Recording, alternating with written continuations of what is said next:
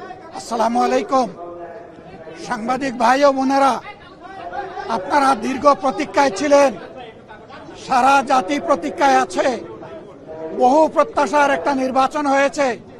নির্বাচনের ফলাফল নিয়ে আজকে আমরা কোনো কথা বলবো না, কিন্তু আমরা বুক ভরা আশা নিয়ে এই সংসদে এসেছি।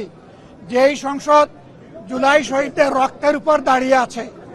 আমরা অনুরোধ করেছিলাম যে এই সংসদে যারা ফ্যাসিস্ট সরকারের দূষর ছিল, যারা খুনের সহযোগী ছিল, তারা কেউ যেন এখানে কোনো বক্তব্য রাখতে না পারে।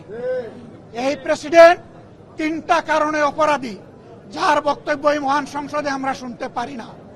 প্রথম কারণ হচ্ছে তিনি সমস্ত খুনের সহযোগী ছিলেন। তার আমলে যে খুনগুলো হয়েছে, একটা খুনের বিরুদ্ধেও তিনি শাসক গোষ্ঠীর প্রতিবাদ করেন নাই। সেই খুনের তিনি কোনো ব্যবস্থা গ্রহণ করেন নাই। প্রেসিডেন্ট রাষ্ট্রের অভিভাবক হিসাবে তিনি জঘন্য অপরাধ করেছেন রাষ্ট্রের নাগরিকদের প্রতি। দ্বিতীয় কারণ ছিল, আপনারা জানেন, আগস্ট মাসের 5 তারিখ 24 সালে তিনি জাতির উদ্দেশ্যে ভাষণ দিয়েছেন। সেই ভাষণে তিনি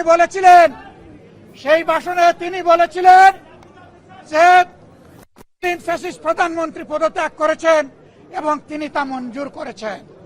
পরবর্তী পর্যায়ে আপনারা দেখেছেন, দুইটা মিডিয়ার সাথে সাক্ষাৎকার দিতে গিয়ে তিনি তা অস্বীকার করেছেন। নতুন গল্প সামনে নিয়ে এসেছেন। তিনি জাতির সামনে মিথ্যাবাদী হিসাবে সাব্যস্ত হয়েছেন।